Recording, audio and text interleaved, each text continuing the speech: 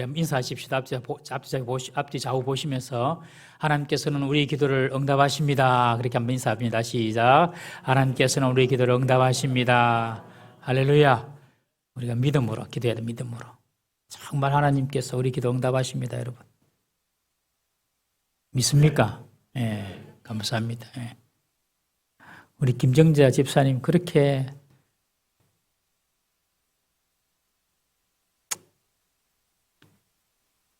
근데 손녀가에 손자입니까? 그렇게 우리 지혜자매 임신을 위해서 기도했는데 그제인가요? 제가 지금 요새 왔다 갔다 해서 그제입니까? 출산했습니다. 우리 하나님께 감사의 박수. 네. 우리 박영신 권사님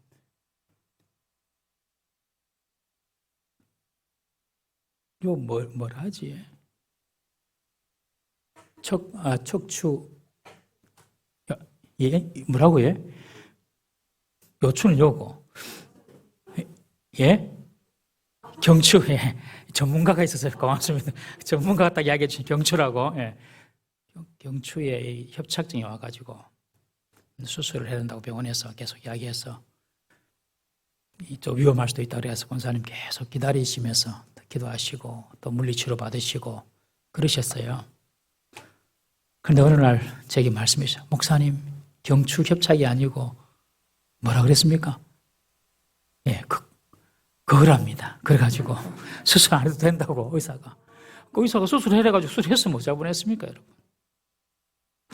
참 하나님께서 이렇게 또 잔잔하게 우리한테 은혜를 주시고 우리가 믿음으로 기도하면서 기다리면 지난주에 말씀드린 것처럼 그것이 하나님 뜻에 합당하고 하나님 영광을 위한 것이면 하나님께서 응답해 주신 줄 믿으시기 바랍니다. 응답이 안 된다 하더라도 그것도 하나님 뜻입니다. 나중에 살펴보겠지만 여러분 우리가 이 밤에 하나님께 기도하기 위해서 모였고 또 기도할 때에 반드시 하나님께서는 내 기도하는 것보다 더 온전하고 더 아름답게 예비하시고 응답하신다. 이 사실을 꼭 믿으시기 바랍니다. 성도는 믿음 빼면 시체입니다. 여러분 우리들은 믿음 빼면 아무것도 없습니다. 여러분 그냥 믿음 붙잡고 살고 믿음 붙잡고 나아가는 것입니다. 여러분 그때 하나님께서 반드시 그 믿음이 실체가 되는 것을 보여주실 것입니다. 올해 2022년도 우리 성도님들이 정말 믿음으로 행할 때에 하나님 영광을 보는 해가 되기를 주의 이름으로 축원합니다. 하나님 말씀 야고보서 1장 12절에서 18절 말씀입니다. 야고보서 1장 12절에서 18절 말씀 우리가 주일 오후에 보았던 야고보서를 계속해서 우리 금요 블레싱 때 살펴봅니다. 우리 야고보서 1장 12절에서 18절 말씀을 다 같이 한번 교독하겠습니다. 12절을 제가 읽습니다. 시험을 참는 자는 복이 있나니 이는 시련을 견디어낸 자가 주께서 자기를 사랑하는 자들에게 약속하신 생명의 면류관을 얻을 것이기 때문이라. 사람이 시험을 받을 때에 내가 하나님께 시험을 받는다 하지 말지니 하나님은 악에게 시험을 받지도 아니하시고 친히 아무도 시험하지 아니하시느니라. 오직 각 사람이 시험을 받는 것은 자기 욕심에 끌려 미혹됨이니 욕심이 잉태한즉 죄를 낳고 죄가 장성한즉 사망을 낳느니라. 내 사랑하는 형제들아 속지 말라. 그들의 아버지께로부터 내려오나니 이는 변함도 없으시고 회전하는 그림자도 없으시니라. 18절 그가 그 피조물 중에 우리로 한 첫 열매가 되게 하시려고 자기의 뜻을 따라 진리의 말씀으로 우리를 낳으셨느니라. 아멘. 우리 야고보서를 보고 있는데 야고보서는 야고보 예수님의 육신의 동생입니다.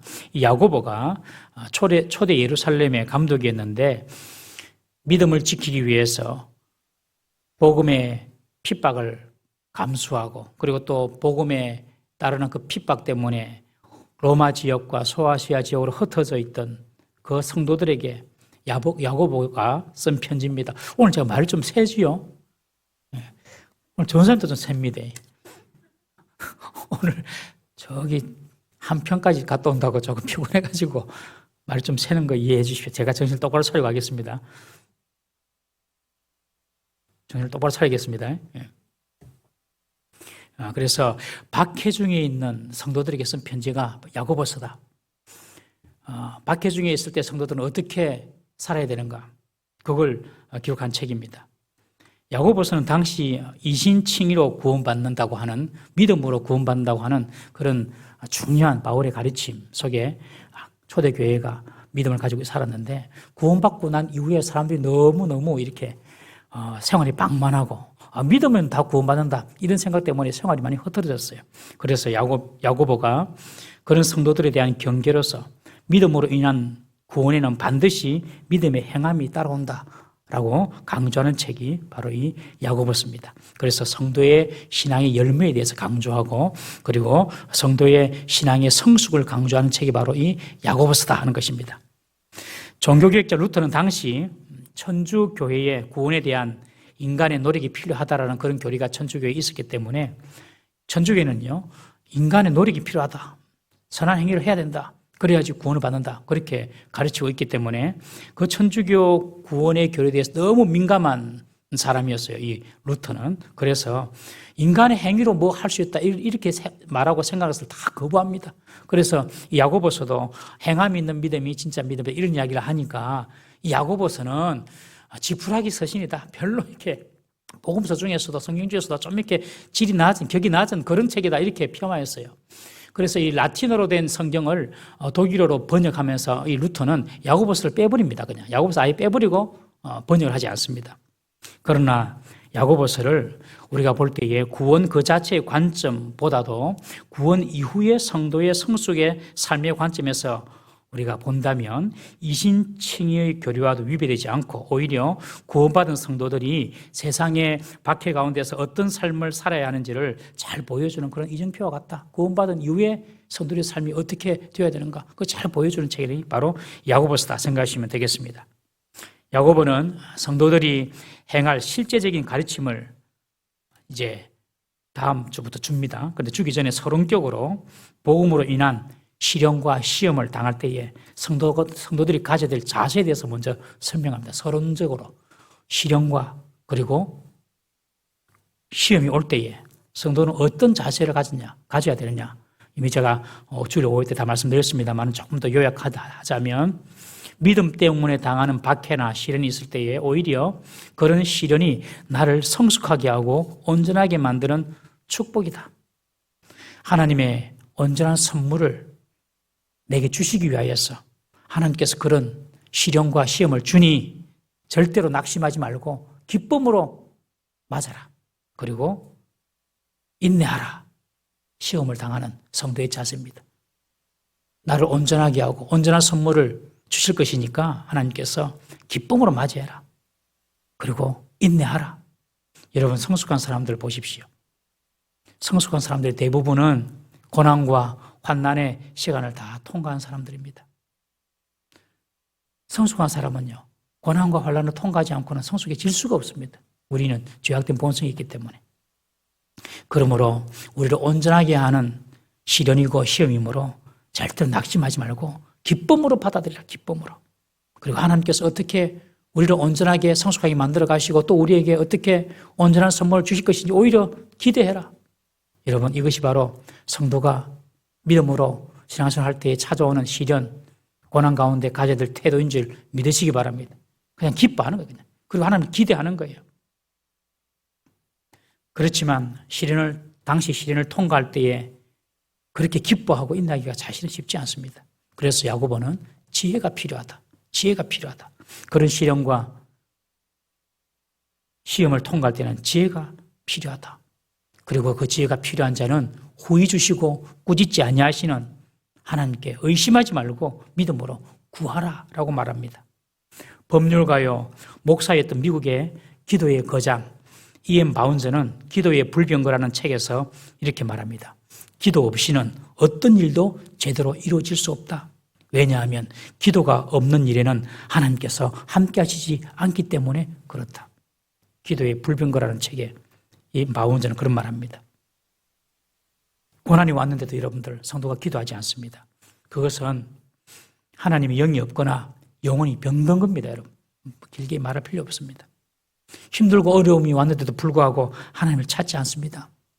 그 영이 병드는 것입니다, 여러분. 성도는 고난이 있고 어려움이 있으면 반드시 하나님 아버지를 찾게 됩니다. 아이가 어려움이 있으면 그냥 엄마 하고 부르듯이 우리가 하나님 우리 아버지면은 힘들고 어려우면 반드시 성도는 하나님을 찾게 되는 것입니다. 여러분, 고난은 하나님이 우리를 기도의 자리로 부르시는 확성기임을 믿으십시오. 빨리 기도의 자리로 나아가라고 우리에게 고난을 주시는 것입니다. 그리고 야고보는 기도할 때에 하나님이 반드시 응답하심을 믿어야 한다고 말합니다. 믿음으로 구하지 않으면 바람에 밀려서 떠내려가는 바다 물길 같다, 파도 같다. 그런 파도 같은 신앙으로 바람 불면 저리 가는 그런 파도 같은 신앙으로는 하나님께 아무것도 얻을 수 없다. 얻을 생각을 하지 마라. 여러분, 기도할 때에 믿음으로 구하시기 바랍니다. 믿음. 목사 믿음이 안 생기는데요. 그러면 믿음이 올 때까지 기도해야 됩니다. 믿음이 올 때까지. 믿습니까? 믿음이 안 오면, 믿음이 없으면 믿음이 올 때까지 기도해야 되는 거예요. 우리는 흔히 하나님의 응답을 yes, no, 그리고 또 wait 이렇게 말하죠. 하나님 응답은 그래, 응답해 줄게. yes. 그건 아니야. no. 좀 기다려. wait. 이런 식으로 이야기합니다. 여러분, no도 하나님 응답입니다. 이 말은 네 정도로 충분하다는 것입니다. 사도 바울이 자기 몸에 있는 육신의 그 사탄의 가시를 위하여 3번이나 기도했지만 하나님께서 네 은혜가 네게 족하다 그렇게 말하지 않습니까? 사도 바울이 그렇게 말합니다. 내가 약할 때에 하나님은 강해지시는구나. 나는 내가 강하게 되려고 내 육신의 가시를 하나님께 뽑아달라고 했는데 내 육신의 질병을 하나님께서 치료해달라고 했는데 그게 아니구나. 내가 약할 그때 가시를 계속 갖고 있으면서 가는 그 약한 가운데 하나님의 역사하시면 더 강하게 나타나는구나. 이것이 바로 하나님의 원리입니다. 내가 약할 때 하나님이 더 강하게 역사하시는 것입니다. 이것을 바울이 깨닫고 하나님만 의지해야 되겠다. 그런 사람은 되지 않습니까? 바울이 자기 몸에 있는 육신의 질병 때문에 못한 일이 뭐가 있습니까? 다 했죠, 여러분. 노후도 하나님께서 주신 응답이란 것입니다. 결론적으로 시련과 시험 중에 우리가 꼭 기억해야 할 것은 이 세상은 영원하지 않다라는 것을 기억하라고 지난주 주일 오후에 말씀드렸습니다. 시련과 시험이 올 때 꼭 기억해야 될 것은 이 세상은 절대로 영원하지 않다. 영광도 영원하지 않고 시련도 다 끝이 있다는 것입니다. 이 세상에서 얻는 영광 다 끝이 있어요. 모두 풀처럼 사라지고 꽃처럼 떨어질 것이라는 것입니다. 그래서 이 땅의 것을 가지고 자랑하지 말고 영원한 것을 가지고 자랑하라. 그것이 첫 번째 서론에서 나오는 결론이었습니다. 이 세상은 다 지나가는 것이다. 이 세상의 영광을 가지고 자랑하지 마라. 그러면서 야고보가 하는 말이 가난한 자들, 교회 안에서 가난한 자들은 그리스도로 인해서 높아질 지위와 신분을 자랑하라. 그리고 부한 자들은 예수님의 낮아지심처럼 낮아지심을 자랑하라 라고 말합니다. 낮아질 때 예수님께서 높여 주실 것이기 때문에 주님이 높여 주실 것을 믿고 낮아짐을 자랑하라는 것입니다. 사람들이 실패하는 이유가 이 땅에 있는 유한한 것만 바라보고 살기 때문에 그렇습니다. 우리 학생들도 이 땅에서 유한한 학벌, 돈, 성공, 명예 그런 것만 바라보고 그냥 죽도록 달려가기 때문에 나중에는 허무하고 인생에서 정말로 중요한 것을 붙잡아야 되는데 붙잡지 못하고 놓쳐버리고 후회하는 인생을 사는 것입니다. 그러므로 지난 주일날 1장에 나타난 야고보서의 서론의 결론, 아직 본론 안 들어갔습니다. 서론의 결론으로 꼭 기억해야 될 것은 이 세상은 다 유한하다. 세상의 영광은 다 유한하다. 풀처럼 꽃처럼 마르고 떨어지니 이 세상의 것을 가지고 자랑하지 말고 영원한 것을 가지고 자랑하라. 예수 그리스도 십자가 복음을 가지고 자랑하라. 믿음을 자랑하라. 그런 결론을 지난주 오후 예배 때 봤습니다. 그리고 오늘 12절부터는 지난주에 이어서 시련과 시험을 당했을 때 성도가 취해야 될 자세에 대해서 또 다른 결론을 내리고 있습니다. 우리 12절, 13절 말씀 다시 한번 더 읽어보겠습니다. 12절, 13절 시작. 시험을 참는 자는 복이 있나니 이는 시련을 견디어낸 자가 주께서 자기를 사랑하는 자들에게 약속하신 생명의 멸류관을 얻을 것이기 때문이라. 사람이 시험을 받을 때에 내가 하나님께 시험을 받는다 하지 말지니 하나님은 악에게 시험을 받지도 아니하시고 친히 아무도 시험하지 아니하시느니라. 다시 한번 더 야고보가 결론적으로 강조합니다. 시험이 올 때에 잘 참고 견디라. 여러분 시험 중에 있는 분 계십니까? 절대로 낙심하지 마시고 그냥 견디십시오.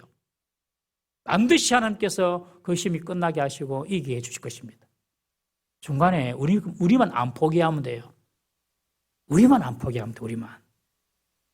그럼 하나님께서 반드시 그 시련과 시험을 통과해서 우리로 하여금 성숙을 주시고 그 성숙에 맞는 합당한 하나님의 복을 내려주시는 것입니다. 그래서 야고보가 다시 강조합니다. 시험이 올 때 잘 참고 견디라. 생명의 면류관을 얻을 것이라. 생명의 면류관, 결국 우리 신앙의 결국 아닙니까? 결국 아닙니까? 다 얻는데 생명이 없으면 무슨 소용이 있습니까? 다 얻는데 죽어요. 무슨 소용이 있습니까, 여러분? 생명의 면류관을 내게 주겠다. 시련과 시험을 견디면요 반드시 하나님의 보상이 있는 줄 믿으시기 바랍니다. 우리 옆에 분 보시면 한 번 인사하십시다. 당신의 시련에 보상이 있습니다. 시작. 당신의 시련에 보상이 있습니다. 믿습니까? 잘 견디십시오. 잘 참으십시오. 1921년도 스웨덴 출신의 선교사 데이빗과 그 아내 서베아 플러드라는 부부가 있었습니다. 데이빗과 서베아 플러드라는 이 선교사가 2살짜리 아들과 함께 아프리카에 있는 콩고에 선교하러 갔습니다. 그들은 뜨거운 열정을 가지고 콩고에서 선교하기 위해서 부부가 2살 난 아들을 데리고 선교하러 간 거예요. 그곳에서 이제 또 미리 가 있던 선교사와 합류를 해가지고 이제 복음을 전하려고 합니다. 그런데 정작 자기들이 들어가려고 했던 그 콩고의 한 지역에는 그 추장이 여러분들이 들어오면 우리 신이 노하니까 들어오지 마라 하고 배척한 거예요. 그래서 약 1.5km 정도 떨어져 있는 그곳에서 베이스 캠프를 치고 어떻게 하면 저 마을 사람들과 접촉할 수 있을까 막 고민을 했어요.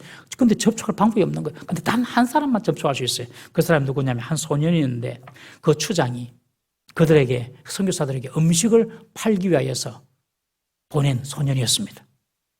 이 데이빗과 서베아 플러드 부부는 그 소년을 만나서 그 소년에게 복음을 전하고 그 소년이 예수를 믿게 되었습니다. 그러나 그 외에 그 어떤 사람도 접촉하지 못했습니다. 그러던 차에 이 데이빗과 서베아 플러드 부부와 함께 동역했던 다른 선교사 부부는 말라리아에 걸려서 그곳을 떠나고 본국으로 돌아가게 되었습니다. 이 플러드 부부만 남게 되었습니다.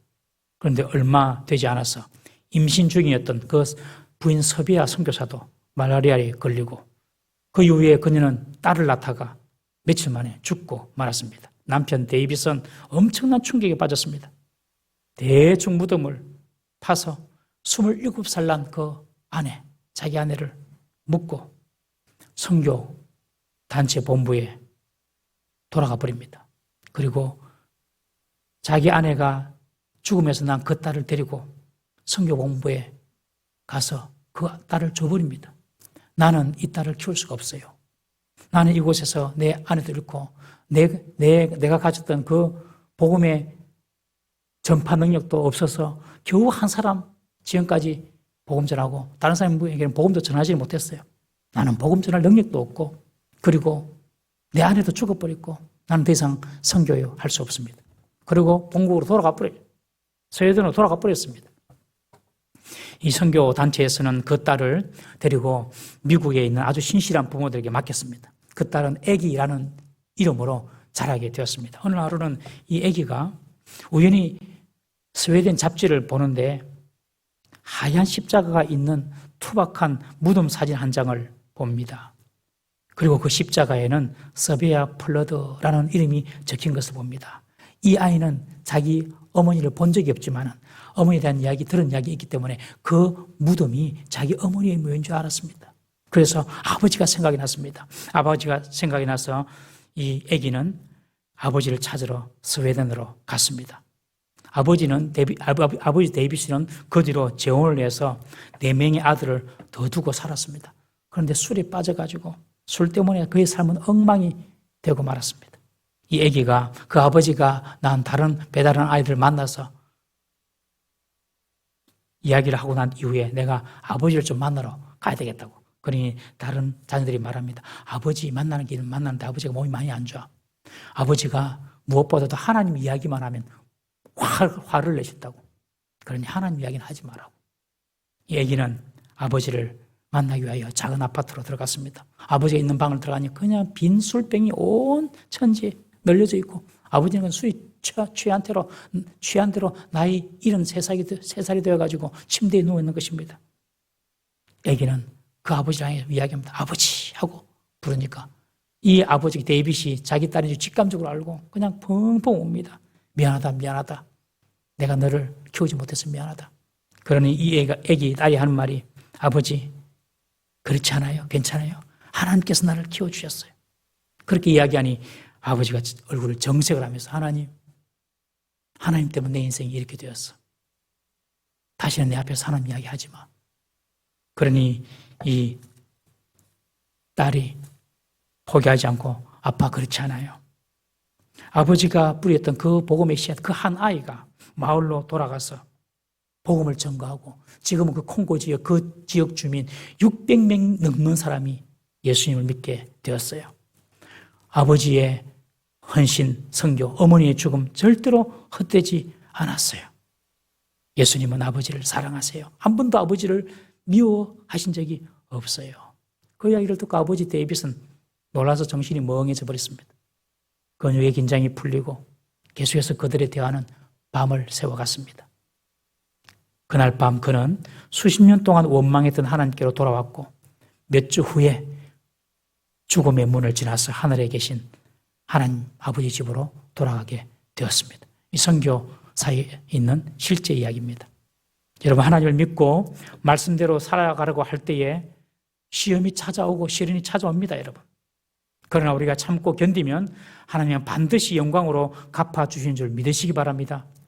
요셉도 몇 번이나 억울하고 힘든 시련이 있었지 않습니까? 그러나 잘 참고 견딤으로 죄수에서 애굽의 총리가 되었습니다.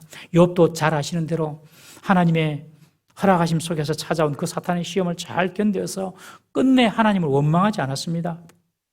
그래서 결국 갑절의 복을 받아서 해피 엔딩의 인생을 살지 않습니까? 사랑하는 성도님 여러분, 주를 끝까지 신뢰하는 자의 인생은 반드시 해피 엔딩인 줄 믿으십시오. 우리가 고난을 당할 때에 하기 쉬운 생각이 하나님에 대한 원망입니다. 하나님 나에 대해서 더 이상 관심이 없는갑다. 하나님 나를 버리셨는갑다. 하나님 나를 더 이상 사랑하지 않는 것 같다. 마귀가 주는 생각입니다, 여러분. 우리 하나님 우리를 너무너무 사랑하셔서 독생자 아들, 하나밖에 없는 아들 예수님을 십자가에 내어주지 않으셨습니까, 여러분? 하나님의 사랑은 한 번도 멈춰진 적이 없습니다, 여러분.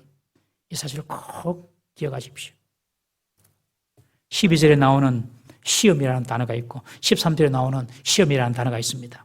같은 단어입니다만은 다른 의미로 사용이 되어졌습니다. 12절의 시험은 우리를 연단하기 위해 주시는 하나님의 시험입니다. 영어로 trial 혹은 test라고 합니다. 하나님으로부터 온 시험은요, 우리의 믿음이 자라게 하기 위해서 우리를 단련시키는 시험입니다. 마치 학생들이 자신의 실력을 다지기 위해서 학교에서 치는 시험과 같습니다.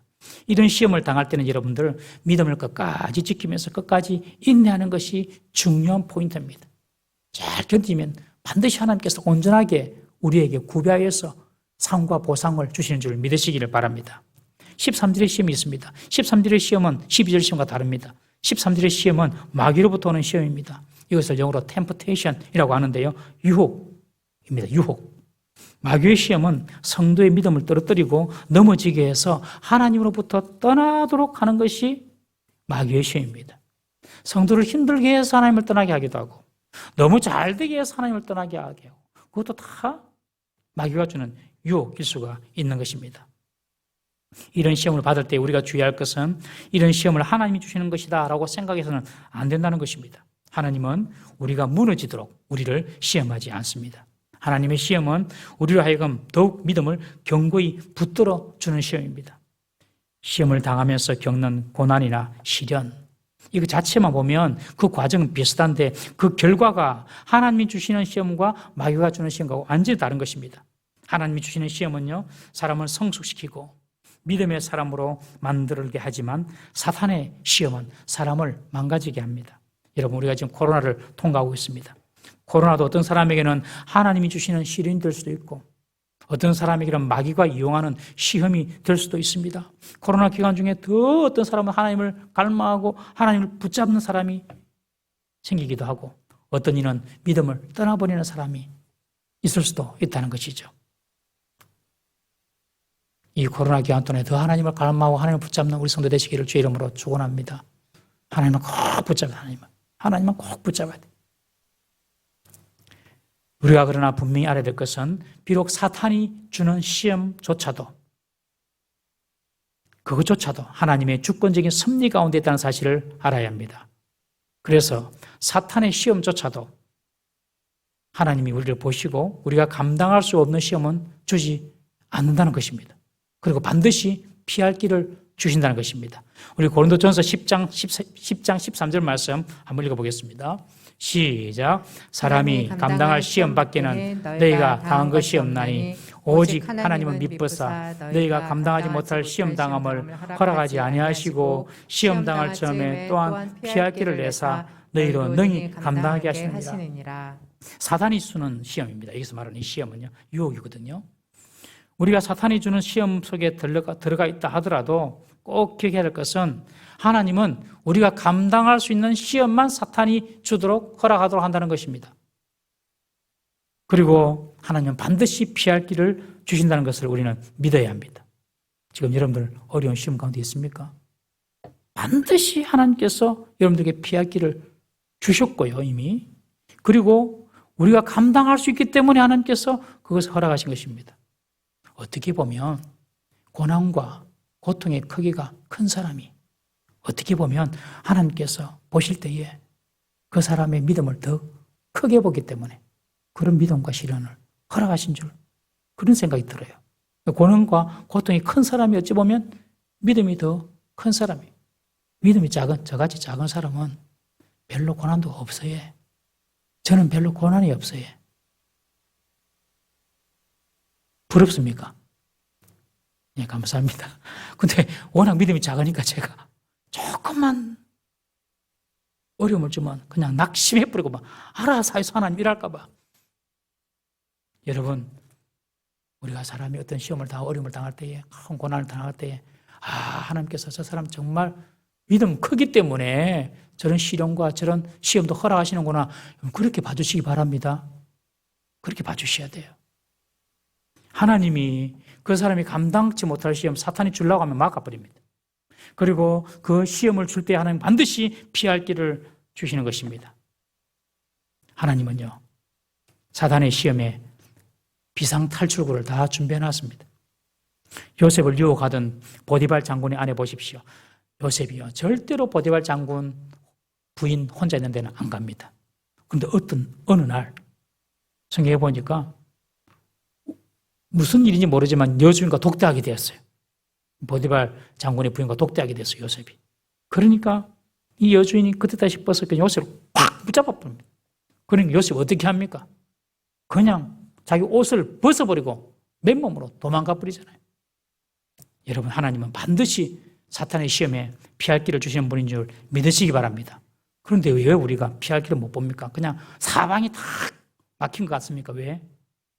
14절 때문에 그렇습니다. 욕심 때문에. 우리 14절 다 같이 읽어보겠습니다. 시작. 오직 각 사람이 시험을 받는 것은 자기 욕심에 끌려 미혹됨이니. 여러분, 오직 각 사람이라고 기록하고 있어요. 오직 각 사람. 오직 각 사람이라고 하는 것은 모든 사람, 각각 사람, 모든 사람이라는 것입니다. 즉 사탄은 시험하지 않는 사람이 없다는 것입니다. 다 시험합니다, 사탄은. 예수님도 시험했잖아요, 사탄이.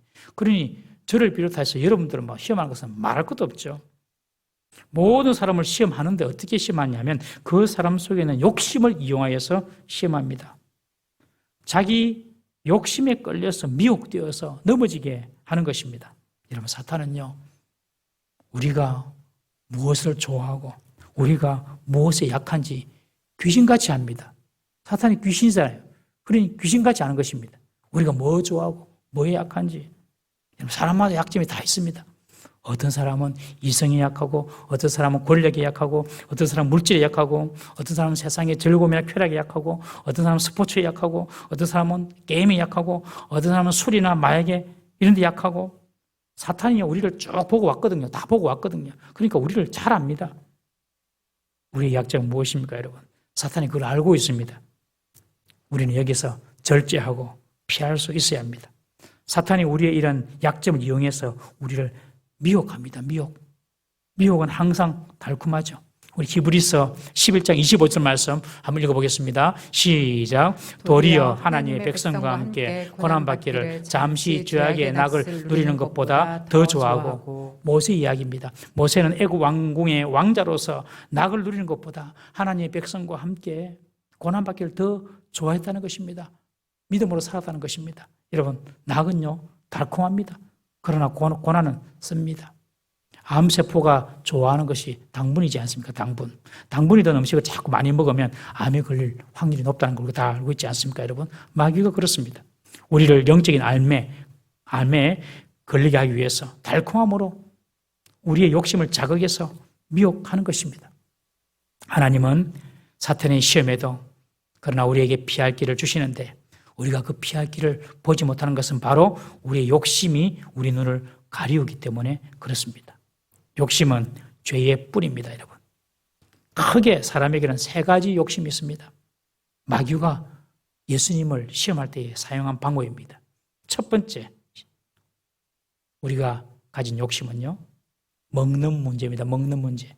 육신의 정욕을 건드리는 시험입니다. 마귀가 광야에서 40일 동안 금식하시고 줄인 배를 가지신 예수님께 와서 뭐라고 합니까? 네가 만약 하나님의 아들이거든 이 돌을 명하여 떡이 되게 해가지고 한번 먹어봐. 그렇게 유혹합니다. 먹고 즐기는 본능적인 욕심을 치고 마귀가 시험을 하는 것입니다. 예수님께서 이에 말씀하시기를 사람이 떡으로만 사는 것이 아니다. 그렇게 말씀합니다. 이 말은 사람이 성공한다고 되는 게 다 되는 게 아니다. 네가 원하는 거 다 얻는다고, 육체적인 거 채운다고 사라지는 것이 아니다. 이 말입니다.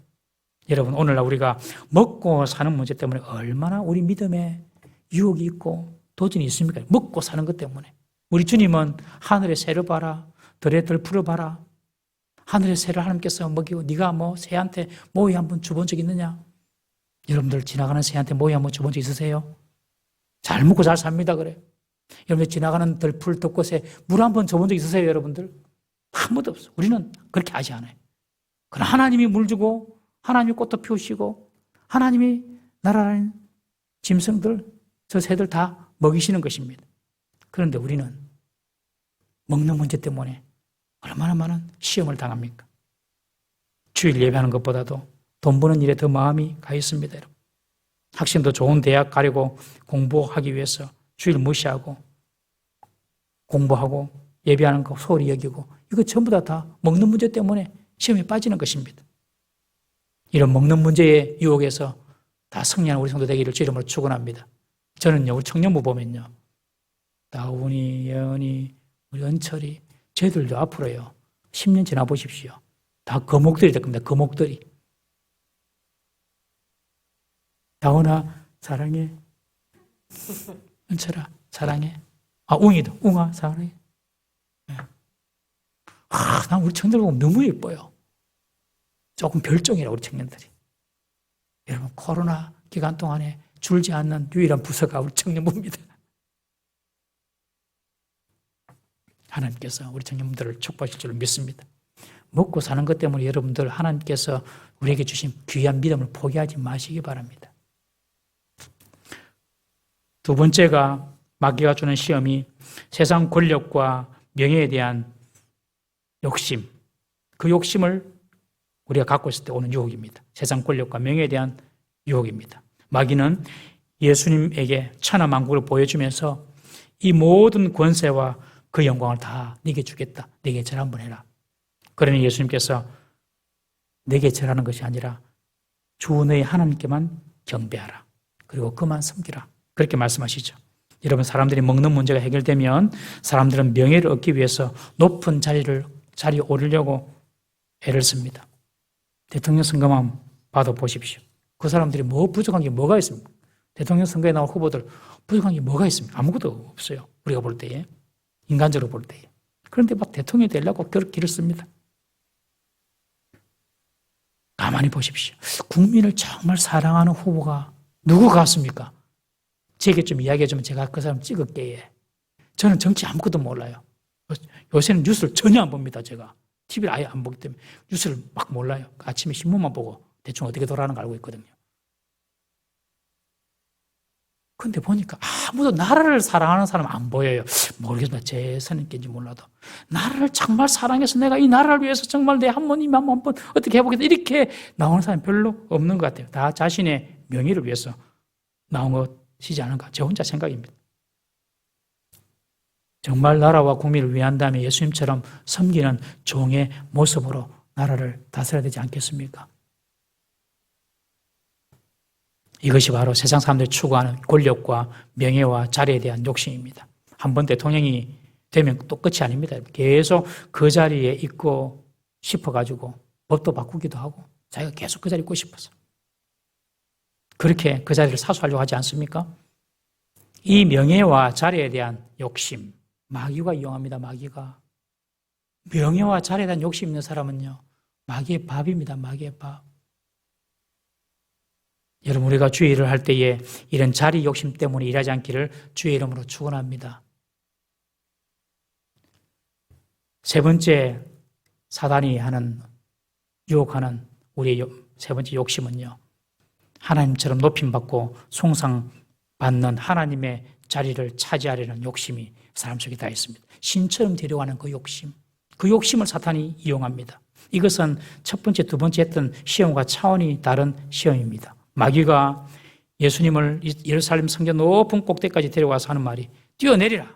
그러니까 뛰어내리면 하나님께서 천사를 보내가지고 천사가 와서 네 발이 땅에 떨어지기 전에 네 발을 탁 보호해가지고 너를 지켜줄 거 아니냐.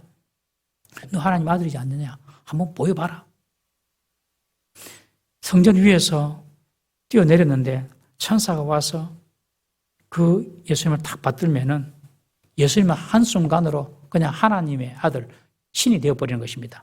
당시 유대인들은 천사를 아주 높은 영적인 존재로 봤거든요. 영적인 높은 존재인 이 천사가 지키는 사람, 천사가 지키는 사람 바로 하나님이거든요. 그러니 네가 하나님처럼 되라, 이런 유혹입니다. 마귀는 하나님처럼 천사의 대접을 받으라고 지금 예수님께 유혹을 하는 것입니다. 그러나 우리 주님은 단호히 물리칩니다. 주 너의 하나님을 시험하지 말라. 이 시험에서 무너진 최초의 사람이 에덴 동산에서 아담과 하와이지 않습니까? 네가 선악과 먹으면 하나님처럼 눈이 밝아져. 하나님처럼 돼.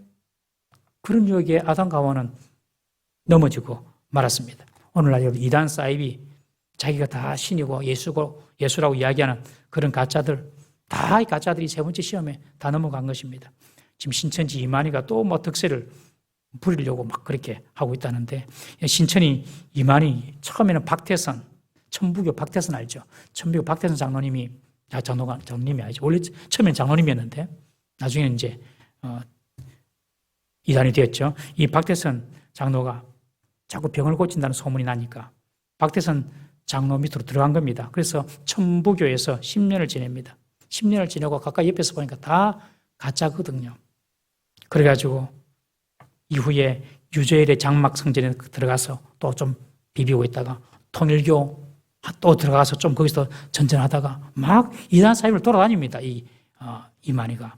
그러다가 자기가 경험하고 배운 지식으로 1983년도 과천에 신천지 예수교 정거 장막 성전을 창설해가지고 자기가 이제 재림예수가 되는 것입니다.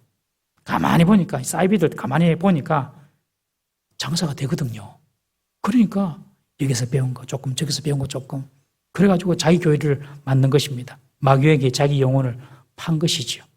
하나님의 자리에 자기 이름을 올려놓는 것입니다. 여러분, 이것이 바로 사탄이 우리를 시험하는, 우리의 유혹을 가지고 우리에게 유혹을 하는 시험인 것입니다. 이런 욕심이 위험한 이유가 무엇입니까? 15절입니다. 우리 15절 다 같이 읽어보겠습니다. 시작. 욕심이 잉태한 즉 죄를 낳고 죄가 장성한 즉 사망을 낳느니라. 욕심이 죄의 모태가 되어서 죄를 잉태한다는 것입니다. 성경은 죄를 의인화합니다. 아이가 태어나면 자라듯이 죄도 계속 자란다는 거예요. 결국 죄가 자라서 사망에 이르게 합니다. 처음에 죄는 작은 모습으로 나타납니다. 그러나 결국 그 죄가 자라서 죽음에 이르게 합니다. 바늘도둑이 소도둑 되는 거죠. 그래서 성경은 악은 그 모양이라도 버리라 라고 말하지 않습니까? 악한 것은 그냥 그 모양이라도 버리라. 여러분, 악이 있으면요, 그냥 흉내도 내려고 하지 마십시오. 악은 그냥 모양이라도 버리라. 여러분, 내 속에 어떤 종류의 욕심으로 인해서 유혹에 노출되고 있는지 우리 날마다 깨어서 그 악은 그 모양에도 버리는 저와 여러분들이 되어야 될 줄로 믿습니다. 우리 16절 17절 말씀, 2절 말씀 읽어보겠습니다. 시작. 내 사랑하는 형제들아 속지 말라. 온갖 좋은 은사와 온전한 선물이 다 위로부터 빛들의 아버지께로부터 내려오나니 그는 변함도 없으시고 회전하는 그림자도 없으시니라. 오늘 본문에 어찌 보면 결론과도 같습니다. 야고보는 말합니다. 썩지 마라. 썩지 마라. 무엇이 썩지 말라는 것입니까? 첫 번째로 이 말은 시험이 올 때에 하나님으로부터 온다고 속지 말라. 하나님은 우리를 멸망케 하는 시험 안 준다. 그리고 두 번째로 욕심으로 뭔가를 얻고 채울 수 있다고 썩지 말라는 것입니다. 내가 욕심을 가진다고 채워지는 것이 아니라는 것입니다. 그러면서 좋은 은사와 온전한 선물은 내 욕심으로 오는 것이 아니라 위로부터 빛들의 아버지 되신 하나님으로부터 온다라고 말을 하고 있습니다. 여러분, 모든 좋은 것은 위에 계신 하나님으로부터 온다는 사실을 꼭 믿으시기 바랍니다. 그래서 이것이 하나님 아버지의 뜻인가 아닌가만 찾아보고 생각하면 됩니다. 내가 욕심을 낼 것이 아니라 이것이 하나님의 뜻인가 아닌가 그것만 가지고 기도하면 됩니다. 왜냐하면 하나님 뜻이면 하나님께서 주실 것이기 때문에 그렇습니다. 좋은 것을 원한다면 위에 계신 하나님께 구해야 합니다. 좋은 것은 위로부터 내려오는 것입니다. 구원, 용서, 영생, 좋은 은사, 그리고 온전한 선물 다 위로부터 오는 것입니다. 그러므로 우리가 좋은 것을 원한다면 우리는 다 하나님께, 위에 계신 하나님께 기도해야 할 줄로 믿습니다. 그는 변함도 없고 회전하는 그림자도 없으신 분이시다. 그런 말을 하죠. 이 말은 지구의 공전이나 자전으로 인해서 생기는 그 사물의 그림자도 없으신 하나님이란 뜻으로 하나님은 어제나 오늘이라 동일하시며 변하지 않는 분이라는 뜻입니다. 하나님은 당신의 자녀들에게 베푸시는 그 은사와 은혜에 변함이 없는 분이시다. 여러분, 육신의 아버지도 자녀에게 좋은 것을 주려고 하지 않습니까? 하나님은 우리의 영적인 아버지가 되시는데 우리에게 좋은 은사와 온전한 선물을 부어주시는 분이 하나님이신 줄 믿으시기를 바랍니다. 과거나 구약이나 현재나 지금이나 하나님의 변함이 없다는 것입니다. 아브라함에게 선하게 대하셨던 하나님, 이삭에게, 야곱에게, 요셉에게 대하셨던 하나님, 그 하나님께서 오늘도 동일하게 우리에게 선하게 변함없이 우리에게 그렇게 대해준다는 것입니다. 다니엘에게, 다윗에게, 에스더에게, 드보라에게 주신 그 복을 주님은 우리에게도 주시기를 원하신 줄 믿으시기 바랍니다. 그걸 다 믿으셔야 됩니다. 하나님은 변함이 없다. 구약의 하나님이나 신약의 하나님이나 변함이 없다. 아버지가 자녀를 사랑하고 좋은 것을 주려고 하듯이 우리 하나님은 우리에게 모든 좋은 것과 온전한 선물을 주시기를 원하신다. 이 사실을 꼭 믿으시기 바랍니다. 기도할 때 그 믿음을 가지시고 기도하는 우리 성도 되시기를 주의 이름으로 축원합니다.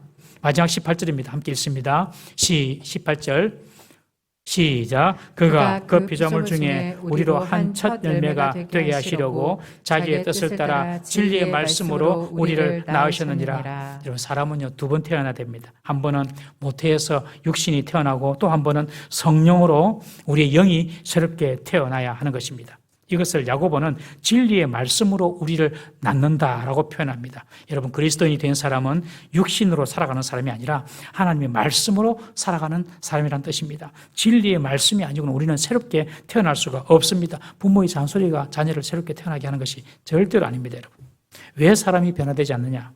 그 속에 진리의 말씀이 없기 때문에 그렇습니다. 말씀이 우리 속에 들어오면 우리가 변화되게 되어 있습니다. 여러분, 말씀이 우리 속에 들어오면 그렇게 변화되지 않을 것 같은 사람도 변화되게 되어 있습니다. 말씀이 우리를 낳는 것입니다. 말씀이 우리를 새로운 사람으로 만드는 것입니다.